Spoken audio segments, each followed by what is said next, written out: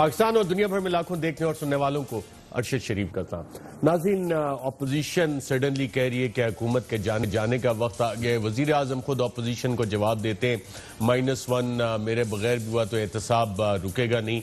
इन सब के साथ साथ जो हुकूमत के गवर्नेंस के चैलेंजेस हैं वो क्या है? हुकूमत का तीसरा माली साल इस वक्त शुरू हो चुका है और हुकूमत ने बहुत सारे वादे भी किए थे जिसमें 1 करोड़ नौकरियों का वादा था, लेकिन अब हुकूमत कहती है कि कोरोना आने की वजह से 1 करोड़ से ज्यादा लोग बेरोजगार हो सकते हैं।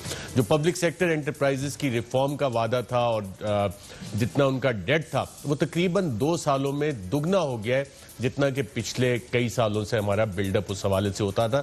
ये रिफॉर्म करनी थी सारी चीजें, जहां नौकरियां देनी थी अब वो रिस्ट्रक्चरिंग के नाम पे वहां से लोग फारिग भी हो रहे हैं। आज ही की इत्तला है कि पाकिस्तान टूरिज्म डेवलपमेंट कॉरपोरेशन उसमें चंद होटल्स भी बंद कर दिए गए हैं, कुछ मुलाजमीन को फारिग कर दिया गया है और इसकी वजह यह बताई गई कि इसको भी रिस्ट्रक्चर करना है। अब रिस्ट्रक्चरिंग के नाम पर जितने कुछ काम हो रहे हैं उससे फायदा कितना हो रहा है पाकिस्तान को और नुकसान, क्या ये वाकई चीजें कैलकुलेट भी हुई हैं या नहीं हुई? पायलट्स के हवाले से जो उनके लाइसेंसेस का मामला था, एविएशन मिनिस्टर ने पार्लियामेंट के फ्लोर पे आके फ्लाइट सेफ्टी के हवाले से बताया कि जी पाकिस्तान के 260 पायलट्स के लाइसेंसेस उन पे सवालिया निशान है। वजीर आज़म इमरान खान ने भी पार्लियामेंट में यही बात की कि बिल्कुल हमें इंसानों की जिंदगियां ज्यादा अजीज है, फ्लाइट सेफ्टी अजीज है, लेकिन अब इसके बाद जो असरात हैं, क्या हुकूमत ने कैलकुलेट किया था कि कितने फ्लाइट ऑपरेशंस इंटरनेशनली पाकिस्तान के मुतासिर हो सकते हैं एक अच्छा इकदाम, एक अच्छी नीयत के साथ ये फैसला करते वक्त? इसी तरह के बहुत सारे नेक नीयती से किए गए फैसले, लेकिन उसके जो असरात आ रहे हैं, नीयत एक तरफ, असरात उसके टोटली ऑपोजिट। ये कार्रवाई हो कैसे रही है, हो क्या रहा है? क्या कहीं इसमें मुफादात का टकराव तो नहीं है? कहीं ऐसे लोग तो नहीं बैठे हुए जो कि वजीर आज़म की विजन को अंदर से ही बैठ के सबोटाज कर रहे हो और अपने फ़ायदे कर रहे हो? मसलन आज रूजवेल्ट होटल के हवाले से भी कैबिनेट कमेटी ऑन प्राइवेटाइजेशन की मीटिंग थी और जेवी की बात काफ़ी अरसे से आ रही थी कि जनाब कोई 2 पार्टीज़ हैं और दोनों का ताल्लुक हुकूमत से, उन्होंने फ्रंट कंपनीज करके जेवी करवाना है और उस हवाले से भी कुछ आज इसी मीटिंग में जेवी की बातचीत भी हुई। कुछ एक कंपनी ने अभी प्रपोजल्स लाने, वो प्रपोजल्स के हैं, उस हवाले से ही बात करेंगे। मैं अपने पैनलिस्ट का आपसे तारुफ करवा दूं। इस्लाम स्टूडियोज में हमारे साथ मौजूद हैं काशिफ अब्बासी साहब, रऊफ क्लासा साहब, साबिर शाकिर साहब, तीनों सीनियर सहाफ़ी हैं। किसी और सहाफ़ी को मैं खल तारुफ की जरूरत नहीं होती। बहुत शुक्रिया प्रोग्राम में शिरकत करने का। काशिफ अब्बासी साहब, वजीर आज़म की कहा जाता है नीयत अच्छी है, फैसले भी वो सारे रिफॉर्म करने के लिए करते हैं, जो फैसला करते हैं उसका असर अलग आता है। चीनी माफिया के खिलाफ गए कि जी चीनी चोरों को हमने पकड़ना है, चीनी की कीमत वहीं पे, गंदम पे किया, गंदम आज फिर दोबारा वो क्राइसिस खड़ा हो गया। पेट्रोल पे एक्शन लिया, वो एक अलग क्राइसिस, सबसे कम कीमतें की पेट्रोल गायब हो गया और अब इंक्वायरी कमेटी जब बनी है पता लगा वहां चीजें कुछ और निकल रही हैं। IPPs का जो चीज की है उसका रिजल्ट PIA आपके सामने मामला, ये हो क्या रहा है? ये देखिए गवर्नेंस के इश्यूज है ना, बहुत सी चीजें। अगर आप पेट्रोल की बात करें तो पेट्रोल का क्राइसिस बना क्यों? क्योंकि आपको जो स्टॉक्स मेंटेन करके जो चीजें बाहर से इंपोर्ट करना चाहिए था, ये किसी जिसको एक्सपीरियंस होता, समबडी लाइक शायद खाकान अब्बासी, वो सच एन एक्सपीरियंस उस वक्त के पेट्रोलियम मिनिस्टर थे, उस वक्त भी आया था ये क्राइसिस। खैर बट एक्सपीरियंस होता तो उन्हें पता होता कि इतने रिजर्व्स हैं, एकदम खुलेंगे, लाने में कार्गो कितना टाइम लगता है, शॉर्टेज हो जाएगी, लाइनें लग जाएंगी, जिसका ख्याल उस वक्त नहीं रखा गया था। उस एक्सपीरियंस से सीख लेते तो शायद इस तरह की गलतियां ना हो। मैं चीनी इशू के ऊपर थोड़ा सा, मेरा व्यू आपसे थोड़ा सा डिफरेंट इसलिए होगा क्योंकि देखिए चीनी के ऊपर क्या प्राइसिंग है मार्केट में, या तो आप इस वक्त कम से कम जो रिपोर्ट्स थी उसके मुताबिक भी इंडस्ट्री एंड प्रोडक्शन का और जो शुगर मिल एसोसिएशन है उनकी प्राइस क्या है, वो प्राइस किस तरह नीचे लाई जा सकती है। हुकूमत को कुछ ना कुछ फैसले उस पर करने चाहिए, लेकिन मैं उस जो रिपोर्ट आई है उसके तो मैं बहुत हक में हूँ। किस तरह की रिपोर्ट्स आनी चाहिए, क्यों ना आए, क्यों ना? क्या आपको ये पहले पता था कि आपके मुल्क में स्टॉक्स का सिर्फ एक शुगर मिल को पता होता है? कीमत सिर्फ वो डिटरमिन करते हैं, एक्सपोर्ट होती है नहीं होती है किसी को पता नहीं, किस तरह सब्सिडी दी जाती है वो भी किसी को पता नहीं कि सब्सिडी का देने का तरीका क्या है, जो कि इस दफा कम से कम एटलीस्ट रिपोर्ट से बहुत सी जो शुगर इंडस्ट्री के काम हैं वो सारे आपके सामने कि ऑफ द बुक्स कितनी बिकती है, ऑन द बुक्स कितनी है, जो कंपनियों ने, जिन शुगर मिल्स ने आवाम बढ़ा दिया है। मैं साबिर साहब का प्रोग्राम देख रहा था, असद उमर साहब ने बड़ी वजाहत दी, आगे से चौधरी गुलाम हुसैन साहब ने बड़े दो टोक अल्फाज में कहा, I am not satisfied with this explanation. ऐसी था ना साबिर साहब? I am not convinced. हाँ, चौधरी साहब ऐसे ही बात करते हैं। अच्छा, तो अब आप समझा दें कि ये हो क्या रहा है। चौधरी साहब की बात तो मैं अगर खत्म कर लूँ, मुका लूँ 2 मिनट। बिल्कुल। देखिए इसमें गवर्नेंस के इश्यूज हैं, प्रॉब्लम्स हैं, फैसले गलत हुए हैं, फैसलों की रिपरकशंस जैसा पेट्रोल क्राइसिस है, आटे की कीमत है, आपने पहले मूवमेंट खत्म कर दी इंटर प्रोविंशियल, उसकी वजह से एक जगह प्राइस बढ़ी, दूसरी जगह शॉर्टेज हो गई फैसला साजी में फैसले के अंदर इतना सिंपल ओवरली सिंप्लीफाइड भी नहीं है कि फैसला साजी बहुत से एक सूबे ने गंदम उठाई नहीं जो उसको पास्को से उठानी चाहिए थी, बट ओवरऑल लार्जली मुझे इनएक्सपीरियंस बहुत ज्यादा नजर आता है इस हुकूमत में, क्योंकि एक्सपीरियंस ही नहीं है गवर्नेंस का, उसकी वजह से गलत फैसले होते हैं, उसकी वजह से क्राइसिस खड़े होते हैं। काशिफ साहब अब्बासी साहब कह रहे हैं एक्सपीरियंस नहीं, हालांकि जब आप काबीना पे नजर डालते हैं तो सिलसिला मुशर्रफिया से लेके अब तक इतने एक्सपीरियंस लोग वहां पे बैठे हैं, फिर भी फैसले ऐसे हो रहे हैं, क्या वजह है साबिर साहब? और वजीर आजम की नीयत हमने आपको भी कई दफा सुना है, सब कहते हैं कि नीयत बहुत अच्छी है, जो फैसला करते हैं रिजल्ट उल्टा आ रहा है, वजह क्या है इसकी? मेरा ख्याल है उसमें थोड़ा सा एक तो उनके हमने आज असद उमर साहब से भी पूछा था कि वज़ीर आपस में ही लगे रहते हैं तो फील्ड में ज़रा काम थोड़ा सा कम करने का मौका मिलता है, लेकिन दूसरी बात ये है कि ये अपनी जगह पे दुरुस्त है कि एक रऊफ़ भाई इस्तेमाल करते होते हैं बाबुओं का वर्ड, तो बाबू भी ज़कूटा जिन और बाबू जो हैं वो भी तो एक अपनी आला किस्म की मखलूक है और वो भी रेजिस्ट करती है जब उनको पता चलता है कि जितनी भी पॉलिसी बनेगी खाबे शाबे वाली पॉलिसियाँ बनेंगी तो वो भी ब्यूरोक्रेसी माफिया बन गई है, हर तरह से माफिया था। इस मुल्क में सिर्फ माफिया है, कोई नॉर्मल काम करने वाला नॉर्मल माफिया लफ्ज जो है हमने इसको फुटबॉल बना लिया, जहाँ काम करना नहीं आ रहा वहाँ माफिया डाल दो। सर हर जगह मोनोपोलिस्ट बैठे हैं, हर जगह स्पॉट फिक्सर बैठे हैं। नैब का हमने खबर दी थी, नैब का एक अफसर बड़ा अफसर वो खुद अगर मुल्जिमान को जो पकड़ के लाते हैं उनके घरों में अगर वो फूल भेजें और उनके घरों में मिठाई के टोकरे भेजें और बिफोर टाइम उनको बता दें कि हम आ रहे हैं, मेरे बंदे आ रहे हैं, अगर आप आगे पीछे हो जाएं, उनकी टेलीफोन कॉल्स पकड़ी जाएं, उनके मैसेजेस पकड़े जाएं, लेकिन अभी तक उसको हटा नहीं सकते क्योंकि वो बहुत तगड़े सिफारिश करवा रहे हैं। की बात कर रहे हैं ना, जो कि बाकायदा तौर पे कंट्रोवर्शियल हो गया। आपने कहा ब्यूरोक्रेसी माफिया बन गया, वो भी ब्यूरोक्रेसी का हिस्सा है, वो भी ब्यूरोक्रेट्स ही और कौन से हैं, वो मोनोपोलिस्ट हैं, कार्टल्स बैठे हैं और अजारादारियों की है, हर जगह के ब्यूरोक्रेट्स हैं जो निजाम हमारा चला, जहां जहां अच्छे हैं वहां पे अच्छा काम हो रहा है, जहां पे अच्छे नहीं है वहां पे मसाइल ही मसाइल है, ये चीज है। अब बंदा क्या करे? क्लासा साहब ये जो सवाल अगर आप कहते हैं मैं रिपीट कर देता हूँ, नहीं तो सवाल भी गवर्नेंस के मसाइल है, कासिम साहब कह रहे हैं इनएक्सपीरियंस टीम है तो उसकी वजह से गवर्नेंस के बहुत से मसाइल, गवर्नेंस के मसाइल। साबिर शाकिर साहब कह रहे हैं कि माफिया बैठे हैं और ब्यूरोक्रेसी भी माफिया है। हालांकि ब्यूरोक्रेसी तो एक स्ट्रक्चर है जो कि आपने जिस तरह काम करवाना है, जो आप कहेंगे वो हुक्म आपका बजा लाएंगे उस तरह। इसमें दो तीन चीज़ें हैं। एक तो ये देखना पड़ेगा कि अपने खान साहब जो है इनकी हुकूमत कहाँ तक है, कहाँ तक इसका दायरा इख्तियार जाता है। ये इस्लामाबाद तक महदूद है 18वीं तरमीम के बाद। अब ये देखें 24 किलोमीटर का इस्लामाबाद है और उसमें आपने यहाँ पे 60 वजीर रखे हुए हैं। यही वजीर जो है ना आपके ये सूबों में मौजूद है, तो नहीं है 51 की काबिल। चलो यार आपकी मेरा ख्याल बढ़ते बढ़ाते रहते होंगे। अब ये आज एक उन्होंने नया मेरा ख्याल रात नदीम बाबर साहब के वो दे दिया, इसी तरह उसमें चलते रहते हैं। चले 50 ही रख लें। अब यहाँ पे आप ओरिजिनली तौर पर पता कितने बंदे चाहिए? आइडियली आपको 10 वजीर चाहिए, 10 से ज्यादा नहीं चाहिए। ये सारे महकमे जो काम करने वाले हैं ये सूबों के पास हैं। आप उठा के देख लें, किसी दिन अपने उसको कहें रिसर्च करो, कहें आपको निकाल दे कि जो यहाँ पे फेडरल मिनिस्टर हैं 10-12 के अलावा ये बाकी तमाम काम जो है ये वहाँ पे सूबे में होना है।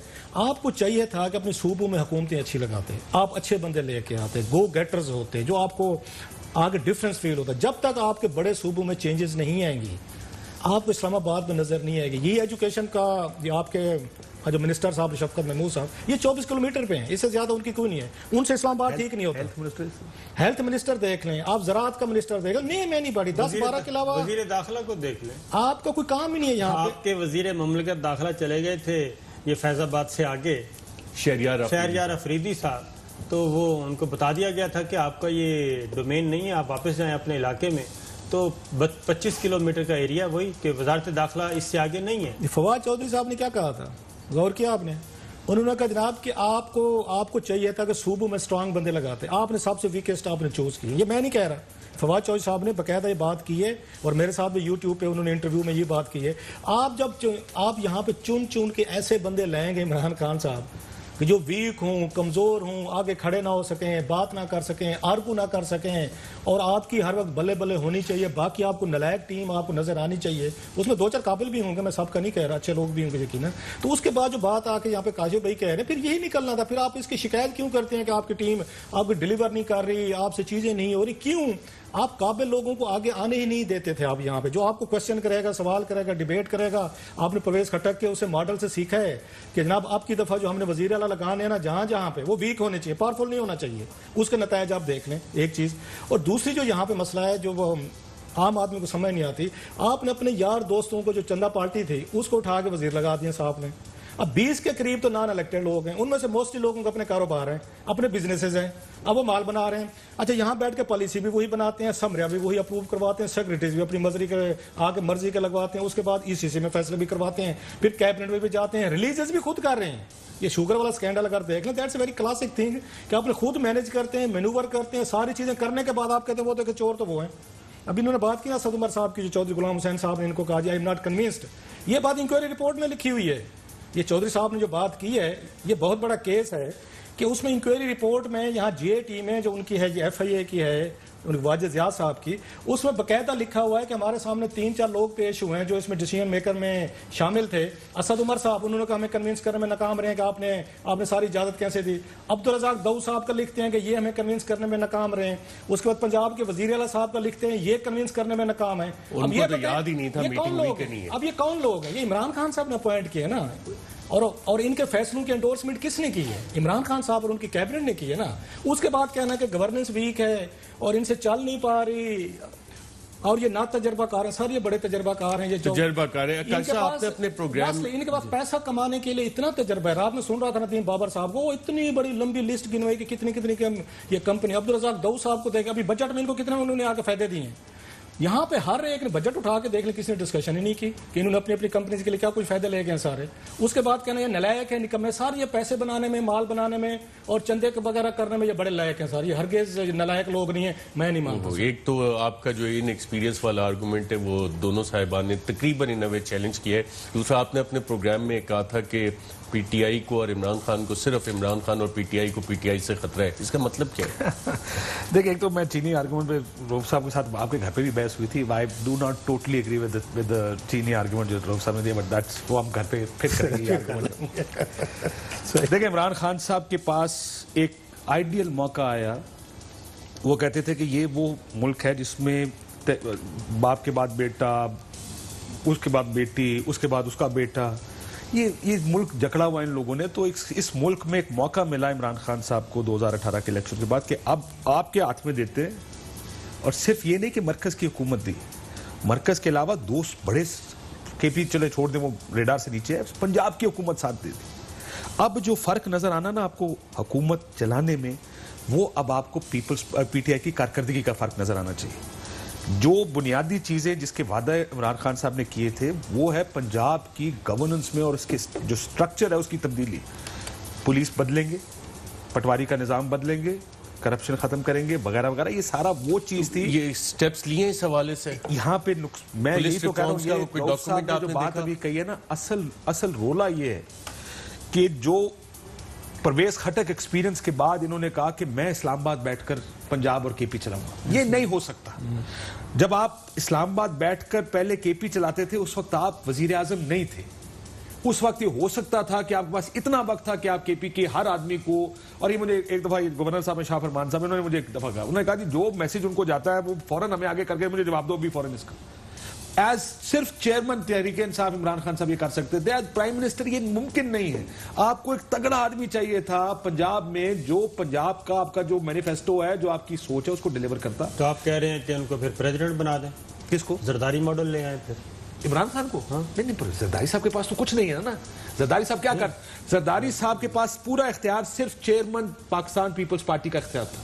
नहीं, जरदारी फैसला कोई नहीं था, क्या कर सकते थे वो? प्रेसिडेंट भी तो थे ना, लेकिन कर क्या सकते थे? पार्टी तो उनके पास ही ना। पार्टी तो आज भी इमरान खान के पास है। तो आज वो प्राइम मिनिस्टर भी खुद है ना। प्राइम मिनिस्टर खुद है, लेकिन जो सूबों की गवर्नेंस है, जो सूबों के फैसले हैं, आप कह रहे हैं ना कि वो मैसेजेस, तो फिर प्रेसिडेंट हाउस तो ज्यादा बेहतर जगह। मतलब अगर आप उस कॉन्टेक्स्ट में देखना चाहें कि प्रेसिडेंट के पास करने को कुछ नहीं होता तो इफेक्टिवली प्रेसिडेंट कर सकता है, उसको चला सकता है। ऊपर बैठ आपको मैं एक और बात बताऊं, जो पुलिस की रिफॉर्म्स की बात की, मैं एक दफा सीएम साहब से एक दफा मिलने गया, मैं मिलने गया। साहब के सवाल को मैं लाइट ले रहे हैं। कौन से वाला? प्रेसिडेंट वाला? नहीं, मैं बिल्कुल लाइट नहीं ले रहा। मैं चला अगर उस पर बहस करना चाहते बाद में कर लेंगे। देखिए, मैं उनसे मिलने गया, मैंने पहला सवाल पुलिस रिफॉर्म्स करते, मैं कहा जी पुलिस रिफॉर्म वो आए थे दुरानी साहब, क्या हुआ? उन्होंने कहा जी मैंने दुरानी साहब को कहा कि पंजाब तो बहुत बड़ा है, इतने से एरिया में पहले करके दिखाए ना जो आप करके दिखाना चाहते हैं, फिर हम फैसला करेंगे बाकी पंजाब में करना कि नहीं।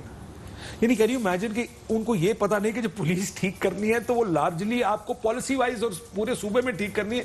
ये नहीं हो सकता। कोई सफाई थोड़ी है कि 4 कमरे घर के आपके एक डेकोरेट करके दिखाओ, मैं फैसला करूंगा, बाकी 3 तुमसे डेकोरेट कराने के। नहीं, यहाँ पे रिफॉर्म्स में प्रॉब्लम हो रही है तहरीक इंसाफ को। लेकिन वो रिफॉर्म्स के डॉक्यूमेंट्स तो नजर नहीं आ रहे कि आए नहीं कर रहे ना, यही तो आर्गूमेंट है कि कब करेंगे। 2 साल तो मुकम्मल हो गए, तीसरा फाइनेंशियल साल शुरू हो गया। कब का जवाब तो मेरे पास, मैं बीरबल थोड़ी हूँ कब का जवाब मेरे पास हो भाई। मैं तो सिर्फ ये कह रहा हूँ, मैं थोड़ा ये करते सुने चीज, बाकी की हुकूमत से प्रेशर उतर सकता है। अगर पंजाब में आप ये कर रहे हो ना, लोग कहेंगे हाँ देखो ये रिफॉर्म्स कर रहा है, वो बाकी की जो मरकजी हुकूमत, बाकी हुकूमतों से प्रेशर उतर जाता है, आपके ऊपर जो माइक्रोस्कोप लगा उससे निकल सकते हैं। आज कैबिनेट कमेटी ऑन प्राइवेटाइजेशन, कुछ रूजवेल्ट होटल का जिक्र आ रहा था। ये अपोजिशन कह रही है दोस्तों यारों की हुकूमत। आपके पास भी कोई इतलात है कि रूजवेल्ट का जेवी, ये कहानी क्या चल रही है? ये वैसे इनकी इस स्टोरी पे रऊफ साहब की ज़्यादा दस्तरस है इनको, लेकिन मैं इतना ज़रूर कहूँगा ये इंसानी कमज़ोरी है, बशरी कमज़ोरियाँ ना कुछ होती हैं, वो बशरी कमज़ोरियाँ हर लीडर में होती हैं। और दोस्तों को ज़रा साथ रखना, ये नवाज शरीफ साहब की भी कमज़ोरी थी, जरदारी साहब की भी कमज़ोरी थी, ये इमरान खान साहब की कमज़ोरी है। आइडियल सूरत हाल तो यही होती कि आप ज़रा दोस्तों को ज़रा थोड़ा सा साइड पे रखते।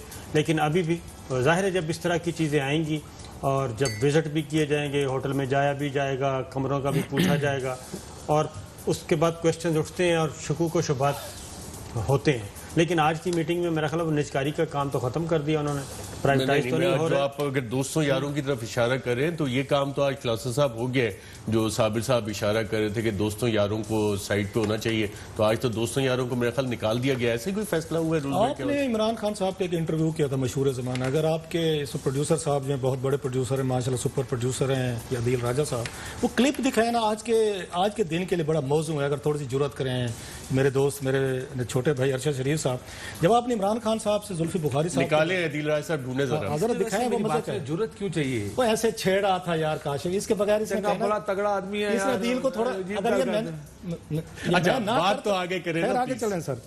तो सर उसमें जो आपने पूछा इमरान खान साहब से जुल्फी बुखारी का, उन्होंने 5 मिनट इनकी तारीफें की, बहुत बड़े ज़बरदस्त बंदे हैं, बड़े ज़बरदस्त किस्म के बिजनेसमैन हैं, बहुत कामयाब बिजनेस चलाते हैं लंदन में। तो आपने उनसे अब्रप्ट पूछ लिया कि खान साहब ये बिजनेस क्या करते हैं, तो उन्होंने कहा मुझे नहीं पता। आपको याद है? सुन लेते हैं, शायद याद आ जाएगा। जिस बंदे के बारे में खान साहब को नहीं पता था ये लंदन में क्या बिजनेस करते हैं, उनको आपने उठा के $multi-billion डील में आपने इन्वॉल्व कर दिया। ये खुद ये जो रूजवेल्ट का जो आपके सामने आ रहा है, अब ये देखिए अचानक कहां से शुरू, आज तो खैर उन्होंने को हटा दिया है, जो आज यहाँ टास्क फोर्स में आज एविएशन मिनिस्टर पहुंचे थे वहां पे, उसमें कम्युनिकेशन मिनिस्टर तो नहीं है कि मुराद सईद साहब से मुझे एक थोड़ा सा है कि वैसे तकरीरें करना बड़ा आसान है मेरे छोटे भाई, जब फैसले करने का वक्त आते तो बैठते ना जरा थोड़ा सा। वो क्यों नहीं गए? वो नहीं चाहते कि नैब में उनकी पेशियां हो? मैंने अभी अपने ऐसी कोई वजह उन्होंने बताई? ऐसे आप थोड़ी सी हिम्मत करें, मुराद सईद बहादुर आदमी है भाई, आप हिम्मत करें, जाएं, $multi-billion की डील आपकी आंखों के सामने हो रही है, आप एंडोर्स नहीं कर रहे, पॉइंट ऑफ डिफरेंस तो देना, वहां पर रिकॉर्ड तो करवाना मिनट्स में, आप बताएं कि मैं क्यों इसके खिलाफ हूं। इतनी बड़ी डील हो रही है वहां पे और उस पर इतने सारे एतराज हैं। इनसे बेहतर जो है, मादत के साथ में मुराद की इज्जत करता हूं, आपसे बेहतर तो फिर शाहरुख ये नुसरत हैं जो यहाँ पे सेक्रेटरी एविएशन थे, उन्होंने बैठ के स्टैंड ले लिया और उनको उसी रात इन्होंने ट्रांसफर कर दिया सर पोस्ट से। आप अभी कह रहे हैं ना ब्यूरोक्रेसी में लोग स्टैंड नहीं लेते और मिल जाते, कैसे मिल जाए? इरफान अली साहब ने अभी स्टैंड लिया, मैं कभी नहीं मिला उनसे। अगेन जो चीजें मैंने देखी हैं कि जब यहाँ प्रपोजल लेके आए ना यहाँ पीएए के ये सीईओ साहब जो हैं, इन्होंने 14 नवंबर को एक समरी बनाई रूजवेल्ट की, अचानक कहीं से ब्लू इनको आइडियाज आ गए कि रूजवेल्ट को हमने आगे पीछे करना है, एक समरी लेके आए, इसमें इन्होंने एविएशन को आके पीआईए के सीईओ का ताल्लुक क्या था इस पे? एविएशन मिनिस्टर ने सवाल उठाए, मुझे ये बताएं जुल्फी बुखारी का क्या ताल्लुक था ओवरसीज के? आप हैं अगर इमरान खान साहब उनका ताल्लुक है, उन्होंने खुद बताया है कि जो मिनिस्टर साहब है वो टेक्सला से आगे उन्होंने दुनिया ही नहीं देखी कभी। बल्कि सुनाए जी क्या कह रहे थे, जो इनको दुख ही नहीं पता, क्लासा साहब को खुद बताया जुल्फी बुखारी ने कि मिनिस्टर को टेक्सला के आगे का नहीं पता, उन्हें इंटरनेशनली पता है। आइए देखते हैं। एक जेवी का प्रोस्पेक्ट हो सकता है, लेकिन उस प्रोस्पेक्ट से तक पहुंचने के लिए प्राइवेटाइजेशन है, बोर्ड ऑफ इन्वेस्टमेंट है, एविएशन मिनिस्ट्री है, एक टास्क फोर्स बनी हुई है खाली एडवाइस करने के लिए, क्योंकि सरवर खान साहब ने तो कोई डेवलपमेंट नहीं की हुई टेक्सला के बाहर, तो ये मुश्किल है कि वो जाके न्यूयॉर्क के पता है कि क्या है। अब जो उसमें है रजाक दाऊद साहब, मैं हूँ, फाइनेंस है, CCOP में भी हम लेके गए एक दफ़ा, तो उसमें जो लोग हैं उनको थोड़ा बहुत इंटरनेशनल एक्सपोजर है, वो समझते हैं, उनका खाली काम है एडवाइस करना। जी आपने सुन लिया, वो उनको टेक्सला के आगे पता नहीं है दुनिया, इनको तो इंटरनेशनली पता है। सुने माशाल्लाह, इन्होंने एक वहां पे बैठ के जो उसकी मीटिंग PC की हो रही थी, कमेटी की प्राइवेटाइजेशन की, ये 14 को समरी लेके 15 को पेश की, जिसमें इन्होंने आगे उनको बाईपास करके रख दिया। एविएशन को पता ही नहीं है जो इसके एडमिनिस्ट्रेटिव मिनिस्ट्रीज है। इन्होंने बैठ के एक टास्क फोर्स बनवा ली 15 तारीख को, मियां मोहम्मद सोमरो साहब की इनकी क़यादत में बैठे थे। उस टास्क फोर्स में पता इन्होंने क्या करवाया, जो TRs तो लिखवाई वो एक अलहदा एक कंडीशन डलवा दी कि जब तक मैं इस मीटिंग में नहीं हूंगा तो रूजवेल्ट में कोई मीटिंग नहीं होगी। पेपर है, इसका डॉक्यूमेंट है, can show it to you. अगर आप कहेंगे कि उनको इतना पता है, वो कहते हैं मेरे बगैर मैं जब तक इसमें नहीं आऊंगा तो इसका कोरम जो है ना पूरा ना समझा जाए। अभी काशिफ साहब कहे थे हर बड़ा आदमी जहां पे खड़ा होगा लाइन वहां से शुरू होगी, तो क्यों काशिफ साहब? प्रोग्राम से पहले रोब साहब के बारे में कह रहा था कि जहां लाइन वहां से खड़ी शुरू होती है, जहां हम खड़े होते हैं। देखें कि वहां शाहरुख नुसरत ने, मैं उनको दाद देता हूं गुलाम सरवर खान को, कुछ भी कहें, उन्होंने कैबिनेट में कहा सर वो लड़े, वहां से किसी वजीर को जरूरत नहीं हुई, अकेला था, उसका साथ देते, उसको बताते कि सर एक आप वहां से पैराशूटर लें, अपना लाडला लें, और जिसके बिजनेस का आपको खुद नहीं पता वो लंदन में क्या बिजनेस करते हैं, और आप उनको बिठा के मल्टी आपकी $1 बिलियन डील जो है आप उस पर उसको आपने बिठा दे। नंबर एक। दूसरी चीज, अब तक हमें 2 चीजों का पता नहीं चला अरशद इसमें रूजवेल्ट में।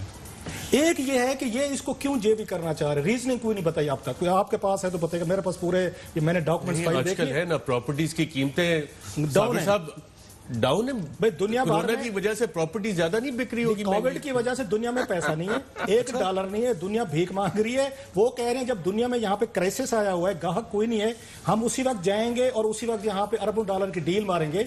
सो एक इन पे है कैबिनेट। काशिफ साहब, ये आपको समझ आ रही है लॉजिक इस टाइम पे अगर बेचना भी है या आप जेवी करना है? अब जेवी की पता नहीं टर्म्स कंडीशंस कैसी हैं, लेकिन जेवी का जिक्र पहले से आ रहा था। जो आज जो फैसला हुआ है जेवी का, ये पहले से ऑन रिकॉर्ड हमारे प्रोग्राम्स हैं कि जेवी होना है इसमें, और 2 पार्टीज हैं, उनके नाम भी अनऑफिशियल नहीं है। इवेंचुअली जब वहां तक कहानी जाती है देख, लेकिन बेचना आजकल फिजिबल ऑप्शन नहीं, आजकल तो मार्केट ही नहीं है बेचने की, मेरा नहीं ख्याल। तो आजकल अर्जेंसी क्या है? आप प्लॉट मेरी बात सुनिए, आप इस्लामाबाद का एक प्लॉट बेचने नहीं जा रहे माजरत के साथ, ये समझ लीजिएगा, क्योंकि मैंने इसके ऊपर थोड़ा सा महीना 2 महीने बेचने की बात नहीं रही, खरीदने की बात समझ गया। तो की कह रहे, तो फिर सिर्फ रोला ये है कि ये $multi billion के बायर्स जो होते हैं ना, 1 बिलियन, 1.5 बिलियन, 2 बिलियन के, वो ना तो ओवरनाइट बनते हैं, तो ना ये मार्केट्स उनको ज्यादा अफेक्ट करती हैं। मैं ये नहीं कह रहा कि ठीक करें गलत करें, सिर्फ रोला ये कि पोजीशन तो ले लो काशिफ, कर रहे हैं या ठीक कर रहे हैं, मेरी बात सुने, मैं ले लेता हूँ पोजीशन। इस पूरी गेम में प्रॉब्लम क्या है? जुल्फी बुखारी की मौजूदगी,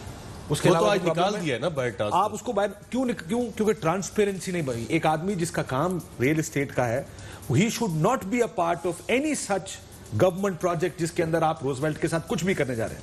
आप रेलेवेंट वजारतें, रेलेवेंट वजीर, ब्यूरोक्रेसी एंड एक्सपर्ट्स अगर आपने लाने हैं, आपको वहां पे कराना पड़ेगा। द बिगेस्ट प्रॉब्लम जो आपके पास सबसे बड़ा इशू होगा इस टाइम, जो साबिर साहब कह रहे हैं कि खरीदने का मसला, बेचने का, वो क्यों है?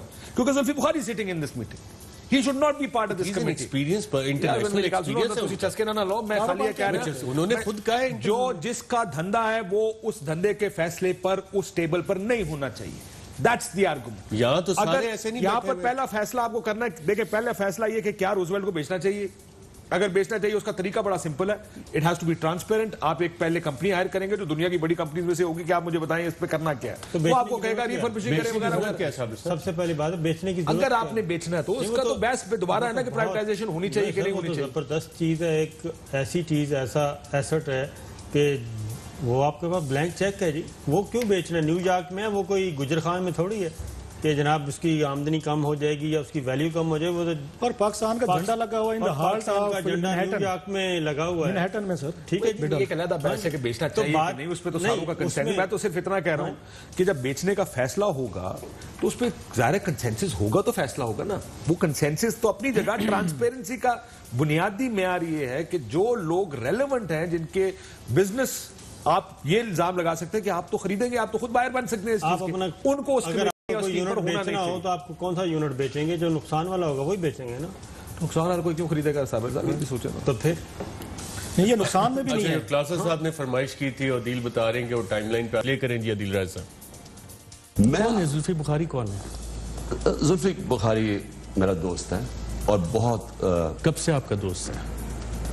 6-7 साल से। बिजनेस क्या करते हैं लंदन में? उनकी मुझे नहीं पता जुल्फी की क्या आपके दोस्त हैं 7 साल से? मैं उसको बिजनेस पार्टनर तो नहीं हूँ, मैं इतना जानता हूँ कि जुल्फी एक कामयाब बिजनेसमैन है। जी नाज़रीन, आपने सुना, यही आपकी ख्वाहिश थी। वज़ीर आज़म तो उनके बिजनेस पार्टनर नहीं है ना यार। देखी भाई के मेरे मान गया सर, आपकी भी चले नाज़रीन, यहाँ पे एक वफ़ा लेते हैं, वफ़े के बाद दोबारा आप में हाजिर होते हैं और कोशिश करेंगे जो पायलट्स का इशू है, ये भी एक नेक नियति से काम किया गया। फ्लाइट सेफ्टी बिल्कुल बहुत अच्छी बात है। और आज प्रेस कॉन्फ्रेंस जब उसमें 2 वफाकी वुज़रा थे और आप आयरनी देखें कि बहरी अमूर के वज़ीर हवाबाजी के वज़ीर की जगह बैठ के प्रेस कॉन्फ्रेंस कर रहे हैं। हवाबाजी के वज़ीर नज़र नहीं आ रहे थे, एहतसाब के मुशीर बैठे हैं और obviously federal minister for information वो स्पोक्स पर्सन होते हैं हुकूमत के। लेकिन क्या क्या कारनामे हो रहे हैं, वफाकी वज़ीर हवाबाजी किधर थे, हम ढूंढते ही रहे, पता नहीं लगा। एक वफ़े के बाद इस मामले में बात करते हैं। वेलकम बैक नाज़रीन। हुकूमत ने एक और काम किया और बिल्कुल नेक नियति के साथ कहा कि जी फ्लाइट सेफ्टी हमने इंश्योर करनी है। और PK 303 क्रैश के बाद जो पार्लियामेंट में रिपोर्ट पेश की गई उसमें यह भी बताया गया कि जी 800 में से 260 पाकिस्तानी पायलट्स के लाइसेंसेस के साथ मसाइल है। हमारे साथ captain Imran Narejo, general secretary PALPA Pakistan pilots association, उसके जनरल सेक्रेटरी मौजूद है। बहुत शुक्रिया हमें प्रोग्राम में ज्वाइन करने का। ये जो सवालात उठ रहे हैं, कंसर्न्स उठ रहे हैं पालपा के हवाले से कि जी पायलट्स के लाइसेंसिंग के साथ इशू है, ये कब से इश्यूज चले आ रहे हैं? बहुत शुक्रिया आपने इनवाइट किया। ये जो आपने लिस्ट की बात की, हम इस लिस्ट को टोटली रिजेक्ट करते हैं। पहले मैं आपको एक स्टेटमेंट दे देता हूँ, वो स्टेटमेंट आज लिख लें और यही बात सच है। पहली स्टेटमेंट कि 8303 की जो इन्वेस्टिगेशन प्रोसेस हुआ था उसमें पालपा ने सबसे पहले स्टेटमेंट दिया था कि ये बोर्ड की तश्कील ही सही नहीं की गई, ये इन्वेस्टिगेशन किसी और तरफ चली जाएगी। दूसरी मैं आपको आज एक और बात बता देता हूँ कि जो साजिशी अनासर है वो PIA के अंदर तकरीबन 40 से 50 लोग डायरेक्ट एंट्री करना चाहते हैं, जिसकी वजह से ये लिस्ट निकाली गई। अब आए आप अपनी लिस्ट की तरफ। ये जो लिस्ट 1 साल से जिसके ऊपर ये कहते हैं कि फोरेंसिक इन्वेस्टिगेशन जारी थी, फोरेंसिक के वर्ड की मीनिंग ये है कि साइंटिफिक तरीके से लिस्ट बनाई गई है। इस लिस्ट के बारे में मैं बता दूं, 3 हिस्सों में पालपा ने इस लिस्ट को डिवाइड किया है। पहला हिस्सा वो है जिसके अंदर वो लोग हैं जो पायलट PIA में है ही नहीं। दूसरा हिस्सा वो है जिसमें पता मेरा है, ढूंढ आपको रहे और जो टर्मिनेट कर दिया गया वो किसी तीसरे को कर दिया गया। तीसरा हिस्सा इस लिस्ट के अंदर वो है जिसमें जिन लोगों के लाइसेंस इशू ही नहीं किए गए उनका नाम डाल दिया गया है। अब मैं आपकी खिदमत में ये भी अर्ज करता चला जाऊं कि ये लिस्ट को ओन करने के लिए अभी तक कोई तैयार नहीं है, क्योंकि वजह यह है कि हमारे लाइसेंस सदर की किसी ब्रांच से इशू नहीं होते। हमारे लाइसेंस सिविल एविएशन पाकिस्तान देती है। सिविल एविएशन पाकिस्तान इस वक्त बिल्कुल खामोश बैठी है। एज पर द CAR 1994 हमें शो कॉज दिया जाता है कि जनाब ये आपका शो कॉज है, इसमें आप पे ये एलिगेशन है कि आपके पेपर, आपका चेक या ये चीज गलत हुई है, जिसकी वजह से हम आपको 30 डेज का नोटिस देते हैं और उसके बाद आपको जवाब देने का टाइम होगा। ऐसा कोई प्रोसेस हुआ नहीं। हम समझते हैं ये साजिशी अनासर ने गवर्नमेंट को भी मिसलीड किया, पाकिस्तान का नाम खराब किया। और मैं अर्शद साहब आपके प्रोग्राम के थ्रू बताना चाहता हूँ, हजारों पायलट जो PIA के अलावा, पाकिस्तान के अलावा दुनिया में काम कर रहे थे, उनकी नौकरियों को इन्होंने खतरे में डाल दिया और आज हम सर झुका के घूम रहे हैं। हम समझते हैं इन साजिशी अनासर का जवाब जो है हमारे ऑनरेबल मिनिस्टर और प्राइम मिनिस्टर खुद उनसे पूछे जिन्होंने उनको ये information provide. Right, captain Imran Narejo, जो फ्लाइट ऑपरेशंस है, इंटरनेशनल फ्लाइट ऑपरेशंस PIA के, क्या वो भी मुतासिर हो रहे हैं और कितने मुतासिर हो रहे हैं? वीकली फ्लाइट्स कितनी इफेक्ट होंगी और कोई रेवेन्यू कैलकुलेशन है कि कितने अरब रुपए का नुकसान होगा इस हवाले से? लेकिन फ्लाइट सेफ्टी हुकूमत कहती है वो भी इंपॉर्टेंट है, तो ये फाइनेंशियल कॉस्ट किसी ने कैलकुलेट की थी इस हवाले से? सर मैं आपको एक सिर्फ इस फाइनेंशियल का जवाब देने से पहले एक चीज का जवाब देना चाहूंगा। अर्शद साहब, आपने फ्लाइट सेफ्टी की बात की, तो EASA की जो रिपोर्ट इस वक्त आई है 2 दिन के अंदर, उसमें आप देख रहे हैं साफ बात की कहा गया है कि सेफ्टी के पैरामीटर्स हम फुलफिल नहीं कर सके, इस वजह से हम यूरोप का आपका ऑपरेशन बंद कर रहे हैं। हमारे 2 जो मेजर रेवेन्यू हैं, एक है यूरोप और दूसरा था सऊदीया का operation. Because of the corona इस दफा हज नहीं हुआ और जिस तरह से मिडल ईस्ट की फ्लाइटें भी मुतासिर हुई। अब ये इतना बड़ा धचका हमें लगा है जिसके बाद तो हम समझते हैं कि बहुत बड़ा रेवेन्यू लॉस हुआ है और ये सारी चीजें उन अनासर की वजह से हुई है जिन्होंने ये रिपोर्ट बनाई और ये रिपोर्ट ही इसकी वजह है और कोई वजह नहीं है। क्योंकि जिस दिन हमारे को मिनिस्टर साहब को सिर्फ और सिर्फ 8303 के लिए बात करनी थी, लेकिन कुछ साजिशी अनासर ने, जो कि अगर कोई इन्वेस्टिगेशन चल रही थी वो कंप्लीट भी नहीं हुई, और ये उनको मिस इन्फॉर्मेशन गवर्नमेंट को भी दी कि देखें जी ये जो है ये पायलट के जाली लाइसेंस की वजह से हुआ। क्या जो वो बेचारे 2 शहीद पायलट हुए उनका जाली लाइसेंस था, या अब जो इन्होंने कहा है जाली लाइसेंस है, तो क्या ये कोर्ट ऑफ लॉ में? और ये लाइसेंस आपके हर 6 महीने बाद रिन्यू होते, ऐसा कुछ सिलसिला है? यस सर, हर 6 महीने बाद होते हैं हमारे लाइसेंस, और इन पायलट्स में किसी का 10 साल, किसी का 20 साल, किसी का 25 साल का तजुर्बा है। तो how come they can say like this? हमारी सिविल एविएशन अथॉरिटी मौजूद है, जिनका हक बनता है, उन्होंने हमें लाइसेंस दिए हैं। बिल्कुल ठीक है। कैप्टन इमरान नरेजो, बहुत शुक्रिया प्रोग्राम में करने का। काशिफ अब्बासी साहब, ये फैसले चले, फ्लाइट सेफ्टी हुकूमत का भी एक आर्गूमेंट है, आपने पेल्पा का भी पॉइंट ऑफ व्यू इस हवाले से सुना। ये कैलकुलेशन कहीं पे आई थी कि हमने पीआईई को प्रॉफिटेबल बनाना है, रीस्ट्रक्चर करना है, और ये इतने ऑपरेशंस हमारे बंद हो जाएंगे, ये किसी ने सोचा था आपके ख्याल में? देखिए, अगर नेक नियति से अगर आप फैसला गलत करेंगे तो वो फैसला ठीक नहीं हो जाता। मेरा अगर इसको मैनेज करना ही था, अगर फर्ज करें हुकूमत कहती है कि मशकूक लाइसेंसेज हैं, लेट्स अज्यूम कि उनकी बात ठीक है, क्या ये तरीका ठीक है? मेरा नहीं ख्याल ये तरीका ठीक था। इसको बड़े एहतियात से, कुछ चीज़ों को बड़े एहतियात से मैनेज करने की जरूरत है, बड़े एहतियात से डील करने की जरूरत होती है, क्योंकि आप ये देखते हैं जब भी फैसला कर रहे हो कि इसके कॉन्सिक्वेंसेस क्या हो सकते हैं। आपने ये कह दिया कि मेरे अक्सरियती पायलट्स मशकूक लाइसेंस वाले हैं, आपकी उसके बाद क्या तवक्को है कि दुनिया खड़े होकर तालियां तो नहीं बजाएगी? वो कहेंगे यार अगर आपके लाइसेंसेस मशकूक हैं पायलट्स के, तो हम तो इन सेफ्टीज को अपनी खतरे में नहीं डाल सकते। सो उन्होंने तो इस तरह रिएक्ट करना था। मैं तो देख रहा था जो इंटरनेशनल वो कंपनी का किसी ने कहा कि जी मिनिस्टर के बयान की बुनियाद पर हमने ये फैसला किया कि पाकिस्तानी जो फ्लाइट्स हैं उनको आने से रोका जाए। अगर इसको करना है आपको, अगर आपको लगता है कि मुश्तबा लाइसेंस है, मशकूक लाइसेंस, आप उसको थोड़ा सा रेडार के नीचे उन चीजों को सॉर्ट आउट करें। मैं ये कभी नहीं कहूंगा कि सॉर्ट आउट ना करें। पीटीआई का क्रेडिट है ना कि जो भी काम करते हैं अवाम के सामने लाते हैं, अच्छी चीज नहीं है। मजाक नहीं, transparency, and prime minister believes in that. कुछ चीजों में ट्रांसपेरेंसी अच्छी होती है, कुछ चीजों में आप ट्रांसपेरेंट नहीं कर। साबिर साहब, काश साहब कह रहे हैं पर्दा डाल के रखना चाहिए। नहीं, क्यों पर्दा डालें? जब तक मैनेज न कर ले तब तक उसको थोड़ा रेडार के नीचे रखें। इसमें और पर्दा डाल के रखना चाहिए, फर्क है ये। आपको समझ अच्छा, यानी कि इन्वेस्टिगेशन कंप्लीट करके अरशद साहब की कंप्लीट करके लानी चाहिए। अच्छा, एक बात तो ये, सारे काम अगर ना करें तो फिर नायब आइंदा 5 साल क्या करेगी जब पीटीआई अपोजिशन में डीलें मारेगी, डील कर पाएगी। ठीक है ना, नायब ने भी काम करना है, एफआईए ने भी करना है, एंटी करप्शन ने भी करना है, तो इस तरह की एक्टिविटीज़ जनरेट होती रहती हैं। और पीटीआई अगर कुछ कर रही है या उनके कुछ लोग कर रहे हैं, तो आने वाले वक्तों के लिए, आने वाली हुकूमतों के लिए अच्छी मसरूफियत देखे जाएंगे कि जनाब, और आपके शोज़ के लिए डॉक्यूमेंट्स आएंगे, और हमारे प्रोग्राम्स में फिर इस दौर के डॉक्यूमेंट्स आएंगे, हम वो लेके बैठे रहेंगे। दूसरी बात यह कि ये जो पायलट्स वाली बात है, मैं तो नहीं समझता कोई इसमें को ऐसे गलत बात हुई है। अगर पायलट्स के लाइसेंस ठीक नहीं थे तो फ्लोर ऑफ द हाउस जाके उन्होंने रिपोर्ट सबमिट कर दी है। मैं वो देख रहा था कि 2011 में ये काम इंडिया में भी हुआ था। साहब कह रहे हैं बेहतर हैंडलिंग, शाह महमूद कुरैशी साहब ने भी कहा इंडिया में भी बेहतर हैंडलिंग हो सकती है। काबीना में भी यही सवाल उठा कि बेहतर हैंडलिंग हो सकती है। अच्छा, ये और आज जो प्रेस कॉन्फ्रेंस हुई आपने देखा कि समुद्री बहरी अमूर के वजीर हवाबाजी पे बात करें, ये क्या था? मैं आपको आपकी मर्जी का, अगर इजाजत दें, आपकी मर्जी का जवाब दे देता हूँ। डॉन लीक्स आई थी, किसी को याद होगा। आपका आर्गुमेंट ये नहीं था कि आर्गुमेंट गलत है, वो हंसो नहीं। उस टाइम तुसी वो किसी और जहाज से चढ़े सो, उस टाइम आप लोग ये कहते थे नहीं ये तरीका ठीक नहीं है, तरीका ठीक नहीं है। तो तरीका बड़ा इंपॉर्टेंट होता है। पास्ट एंड क्लोज ट्रांजैक्शन हम आज की बात कर रहे हैं। It is never a close transaction. अच्छा भाई, क्लासा साहब समझते क्या होगा? कैलकुलेशन की किसी ने इस हवाले से कि जी कितने लॉसेस हो सकते हैं और अब जितना नुकसान होगा इन ऑपरेशंस का। काशिफ साहब कह रहे हैं तरीका मुख्तलिफ हो सकता था, साबिर साहब कह रहे हैं बहुत अच्छी बात है कि जी पार्लियामेंट में बताया और ट्रांसपेरेंटली बताया कि कहना चाह रहा मैं फिर बाद में बात करूं। मैंने कहा वो आपने कहा था ना कि आज बहरी उमूर के वजीर थे और गुलाम सरवर खान साहब नज़र नहीं आ रहे थे, तो इनका एक अलमिया ये भी है कि ये वजारत जो है किसी भी वजीर को उसके मुताबिक चलाने दें, उनको इख्तियार दें। फवाद चौधरी साहब का भी यही मसला था और उनको भी कह दिया था कि भाई ये 2 चीज़ें जो ना ये आपकी दस्तरस में नहीं है। फिरदौस अशक अवान के साथ भी यही हुआ, उसके बाद अब शिबिली फराज साहब के साथ भी यही हुआ।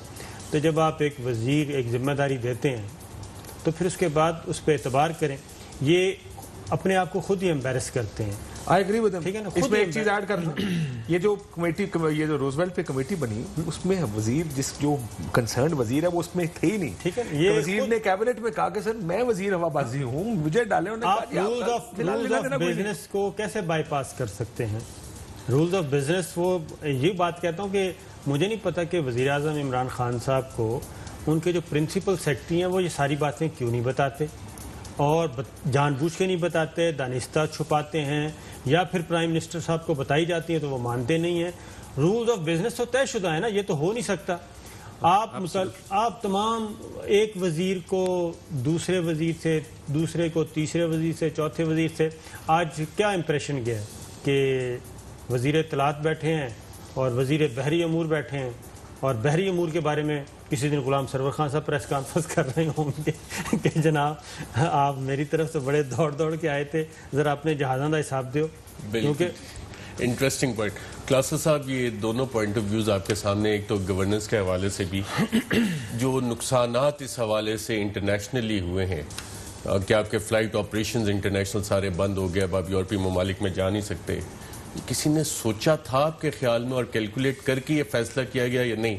ना लिस्ट आ गई है, पब्लिक करनी है हमने। ये कल कैबिनेट का जब इजलास हुआ है तो उसमें मसला उठा, बहुत सारे वजीर जो है बड़ा जनरली उन्होंने आके यही बात की, जो काशिफ भी कह रहे हैं, आप भी कह रहे हैं, जो मेरे जरा मैं नहीं कह रहा, मैं काबीना में जो चले मेरे पास थोड़ी सी इंफॉर्मेशन है, आपके पास भी आपके पास भी होगी। चले मेरे जो जराए कैबिनेट के वो ये कहते हैं, कल कुछ वजीरों ने खासा इस पे उन्होंने गुस्से का इजहार भी किया है, और उन्होंने ये कहा है गुस्से के इजहार से जो स्टेट एक्सचेकर का नुकसान है, जिस PIA को रीस्ट्रक्चर करना था, खड़ा करना था, इफ यू अलाउ मी, तो मैं उसी तरफ आ रहा था।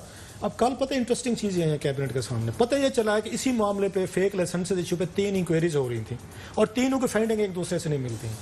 फिर ये मैं आपको रिकॉर्ड बता रहा हूँ, आपके जरा हैं, आपके पास डॉक्यूमेंट्स भी आते हैं, पूछे उनसे। जब आपको पता है, पास किधर से आते हैं, रिपोर्टर है यार, आप रिपोर्टर है ना, रिपोर्टर के पास आते हैं, सबके पास आते हैं, कौन सी इसमें एम्बेरसमेंट वाली बात है? प्रोफेशनल जो काम कर रहे हैं, आप मेरे पीछे लोग लगे हैं और ये कार्रवाई डालते हैं। आपकी जो बात पायलट साहब कह रहे थे ना, दे रहे हैं आपके पास नहीं आती है, वो तो सबके पास रिपोर्ट। मैं समझ गया, आप सही कह रहे हैं यार, रोज आप दिखा रहे होते, मैं थोड़े दिखा रहा होता यार। अच्छा खैर, हम तो आपसे लेके दिखाते हैं। ये भी यहाँ पे पायलट साहब जो बता रहे थे, बड़ी अहम बात कह रहे थे, इंक्वायरीज आपकी मुकम्मल नहीं, एक मुकम्मल हुई है, उसकी फाइंडिंग दूसरी से नहीं मिलती, दूसरी की तीसरी से नहीं मिलती। आपको उसके बाद क्या करना चाहिए? कल पता क्या हुआ है, वहां पे इन्होंने 28 नाम पेश किए हैं पैलेट्स के कि जनाब आइन के लाइसेंसेज जो है ना, कम से कम आज कैबिनेट को स्ट्रांग मैसेज भेजना चाहिए, इनको अप्रूव करके फलां जो है ना, यहाँ पे 28 नाम इनको डिसमिस कर दें। उस पर कैबिनेट के कुछ वजीरों ने कहा, भाई साहब ना हमारे सामने इनके नाम है, ना इनके लाइसेंसेज नंबर है, ना कोई रीजनिंग दी हुई है, कहीं से आप उठा के आए, ना समरी है यहाँ पे, ना एजेंडे पे है, आउट ऑफ ब्लू हम डिस्कशन कर रहे हैं, आप 28 लोगों को डिसमिस करवाना चाहते हैं। अच्छा, जब ये बात सरवर खान साहब तक पहुंची कैबिनेट में, तो उन्होंने बड़ा आके एक ही जवाब दिया कि मैंने वजीर आज़म साहब से डिस्कशन की थी और मुझे वजीर आज़म साहब ने ही कहा था कि पार्लियामेंट में भी जाके पेश कर दें और प्रेस कॉन्फ्रेंस भी कर दें, जिसपे वजीर आज़म साहब ने बकायदा उसको एक्नॉलेज किया कि ये ठीक कह रहे हैं। और ये बात काशिफ जो कह रहे हैं, साहब ने मना भी किया था, बड़ी अहम बात थी, ये बड़ी अहम बात है कि आपको देखना चाहिए कि हर मुल्क में प्रॉब्लम होते हैं, हमारे में भी है। आप ट्रांसपेरेंसी पे जरूर जाएं, आप बैठ के उस पर कमेटी तो बना दें, रिव्यू तो कर लें कि ये जो इनकी इंक्वायरीज रिपोर्ट है वो एक दूसरे ने मिलती, इम्प्लीकेशन देख लें थोड़ी सी कि आप इंटरनेशनल लेवल। तो मेरा ख्याल है अरशद मलिक साहब को खुद आना चाहिए था, खुद प्रेस कॉन्फ्रेंस करनी चाहिए, खुद ब्रीफ करना चाहिए। और बेहतर तरीका बता दूं क्या? हाँ, बेहतर तरीका ये होता कि आप ये इंक्वायरी कंप्लीट करते, डिसाइड कर लेते कि ये गलत है, ये ठीक है, इंटरनल आप उस पर कार्रवाई करते, गलत वालों को डिसमिस करने के बाद अगर आप आके कहते देखें जी अब हमने सारा सॉर्ट आउट कर लिया, तो आप बताएंगे जनाब, और इंटरनेशनल लोग कहते हैं ठीक है जी इन्होंने सेटल भी कर लिया और अब जो रह गए हैं वो ठीक है। और पाकिस्तानी पैलेट जो है ना, एक थोड़ी सी सर बात, दुनिया भर में बेहतरीन पैलेट समझे जाते हैं। और जो भी 2 बड़े एक्सीडेंट हुए रिसेंटली पाकिस्तान में हुए, दुनिया में किसी पाकिस्तान के पायलट ने बहर की एयरलाइंस के कोई, अल्लाह का शुक्र है, किसी का एक्सीडेंट नहीं किया, उनकी रेपुटेशन हर्ट हुई है। जो बात कह रहे हैं एम्बेरसमेंट है ये। और अगर कुछ लोग थे यहाँ पे, फेक डिग्रीज थी, लाइसेंस है, जो आप कह रहे हैं, इंटरनली तौर पे जो काशिफ कह रहे हैं, कार्रवाई करते निकालेंगे नहीं तो नहीं, कैसे करेंगे? अभी तो नहीं निकाला किसी को, इंक्वायरी की वो इंक्वायरी अभी उनकी फाइंडिंग नहीं मिलती एक दूसरे से। सर आप मिल गई, बंदे फारिग करें, एक होलिस्टिक ओवरऑल रिपोर्ट बनाए कि जी ये प्रॉब्लम हमें नजर आई, ये हमने किया, अब सब सॉर्ट आउट हो गया, ताकि जो पैगाम इंटरनेशनल एक्सेप्टेबिलिटी ये कि मैंने वो जो देखा कि आज उनकी तरफ से आया इंटरनेशनल उसकी तरफ से, उन्होंने कहा कि जी पीआईए अब हमें मुतमईन नहीं कर सकी, अब किन सवालों पे मुतमईन नहीं कर सकी, हो सके पूछा होगा जनाब अब हमें बताएं कि क्या गारंटी है, उन्होंने कहा होगा सर वो हम आपको बताएंगे। जब वजीर आज़म मुल्क का कह रहा है वो उससे सेटिस्फाइड नहीं है कि सारी चीजें, तो बिल्कुल साहब आप कुछ कहना चाह रहे थे, पॉइंट था आपका। मैं वही कह रहा था, गुलाम सरवर खान साहब को जो ब्रीफ किया गया, जो रिपोर्ट बना के दी गई तहकीकाती कमेटी ने, वो उन्होंने बता दी। अरशद मलिक साहब को खुद होना चाहिए था, अरशद मलिक साहब खुद होते, वो बताते वो ज़्यादा, क्योंकि उस लिस्ट में ब्लंडर भी बहुत हैं। कुछ मरहूमीन शामिल हो गए, कुछ एयर ब्लू में हैं, कुछ बैरून मुल्क हैं, उनमें से बहुत सारे नाम वो पीआईए में है ही नहीं, वो सारे पीआईए के खाते में डाल दिए गए। तो लगता ही है कि पीछे भी कोई, मेरा ख्याल है कोई पीआईए को भी खरीदने गेम शेम चल रही होगी, आपस में टसलबाजी, ग्रुपिंग, वही जैसे एक दूसरे को खींचातानी है। बिल्कुल ठीक है, अब यहाँ पे एक नाज़रीन वक्फा लेते हैं, बाद दोबारा आपकी खिदमत में हाजिर होते हैं। वेलकम बैक नाज़रीन। वज़ीर आज़म इमरान खान साहब ने फ्लोर ऑफ द पार्लियामेंट पे जिक्र किया साबिक वज़ीर ख़ारजा ख्वाजा आसिफ का, और कल नैब ने एक दफ़ा फिर ख्वाजा आसिफ साहब को बुलाए हुए एक ऐसा केस जिस पर ख्वाजा आसिफ साहब का कहना है कि मैं तो सुप्रीम कोर्ट तक से क्लियरेंस ले आया था। वज़ीर आज़म ने क्या कहा, आइए देखते हैं। मुल्क का defence minister, foreign minister, water and park minister, वो दुबई की 5 साल दुबई की कंपनी से 15-20 लाख रुपया ले रहा है महीने की तनख्वाह। किसी भी डेमोक्रेसी के अंदर ये कुछ सोच भी नहीं सकता कि ये एक मुल्क से हो सकता है। इनको डर लगा हुआ है, जिस तरह अभी हमें दुबई से चीजें मिल रही हैं कि तनख्वाह क्यों मिल रही थी, इनको पता है कि हमें चीजें मिल रही हैं। जी नाज़रीन, आपने सुना रूफ साहब, कल नैब ने बिलाखिर बुला लिए। बशीर मेमन साहब इसी वजह से फारिग हुए थे कि उन्होंने इस इंक्वायरी में क्लीन चिट दे दी थी। ये बशीर मेमन साहब पे तो बड़ा जो डीजीएफआई है उन पे बहुत ज्यादा प्रेशर था। और मैं ये भी बता दूं, चंद उनको सहाफियों का भी कहा गया था कि जो उस पर यूट्यूब पे हैं, ट्विटर पे हैं, कि इनके खिलाफ दहशतगर्दी के तहत साइबर क्राइम के आपने पर्चे करें, उन्होंने उस पर रजिस्ट किया। बहुत सारे सहाफियों को नहीं पता होगा, 2-4 को मुझे नाम को ही पता है। और प्लस उनको लिस्ट दी गई थी 15 नामों के सियासतदानों की कि इनके खिलाफ आप केसेस भी ढूंढें, किस पे गद्दारी चलाएं, किसी पे सिडेशन करें। और ख्वाजा आसिफ को बाकायदा बुला के उनको बशीर मेमन साहब को, इनके प्रिंसिपल सेक्रेटरी साहब ने, आजम खान साहब, इन पर बड़ा दबाव डाला गया था कि आप इन पे जो है ना गद्दारी के मुकदमे पर्चे करवाएं आर्टिकल 6 के तहत। तो उन्होंने इसको रजिस्ट किया था और उसके बाद उनको जबरदस्ती जो है फोर्स लीव पे भेज दिया गया था। और मेरा ख्याल उन्होंने अनरेबल रूट लिया था कि भाई साहब कि मैं रिटायरमेंट ले लेता हूं, मैं यहाँ पे बैठ के। उसके बाद जब ये नैब में केस गया है, अब उसके बाद नैब आजकल उस पे जो इल्जाम लगते हैं नैब पे, वो तो हम सुनते रहते हैं। नैब चेयरमैन ने कहा था कि जनाब कि मैं अगर ख्वाजा आसिफ साहब को तो कहते हैं जी सुप्रीम कोर्ट तक से इकामा का केस गया था, क्लियर हो गया। अब ये पर्सनल मामला चल रहा है या नैब वाकई जेन्युइन इंसाफ कर रहा है, पता नहीं। ख्वाजा आसिफ साहब ने कल परसों एक मुलाकात भी की है कोई, तो उसमें उन्होंने कोशिश की है कि ये नैब, अल्लाह दा वास्ता जो आप जिक्र कर रहे थे प्रोग्राम में, तो उसमें वो कोशिश कर रहे हैं कि ये चीज़ें आउट ऑफ द नैब जो है वो सेटल हो जाएं। देखते हैं उसका क्या बनता है, लेकिन जाहिर है जवाब तो देना पड़ता है। आपने वो काजी फायजी साहब के मामले में भी देख लिया, तो अगर ख्वाजा साहब के लिए है तो आई थिंक कोई ऐसा इशू नहीं है। सुप्रीम कोर्ट, हमारी अदालतें बड़ी तगड़ी हैं, ऐसा नहीं होगा कि वो बिल्कुल बेगुनाही में मारे जाएंगे। ये नैब का जो एहतसाब चल रहा है कि जो नून लीग और अपोजिशन हमेशा कहती थी जो ज़्यादा बोलता है उसको नैब का नोटिस आ जाता है। एक हिस्ट्री क्लासर साहब ने बताई कि जी आर्टिकल 6 वहाँ से रजिस्ट हुआ, तो नैब का केस इस वजह से खुला है।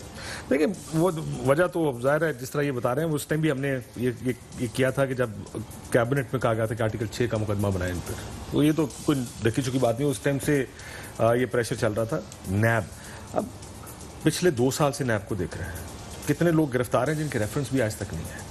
देखिए मैं एहतसाब का शायद जितने सबसे ज्यादा हम सारे बैठे, मैंने सब शायद अकाउंटेबिलिटी को भी 2 साल में धचका लग गया, आप कह रहे हैं। नहीं, अकाउंटेबिलिटी होती नजर भी आनी चाहिए। आपके पास फर्ज करें शहबाज 1 साल से तकरीबन कैद में है, आपके पास आज चीमा बैठा हुआ जेल में रखा हुआ ना, उसको मुझे यकीन है कि सारे फर्ज करें इनके ऊपर केसेस ठीक है, वो रेफरेंसेस किधर है, इनको आगे चलाएं केसेस को। जो हुकूमती लोग बैठे हैं उनके खिलाफ अगर केसेस हैं, उन केसेस को आगे चलना चाहिए।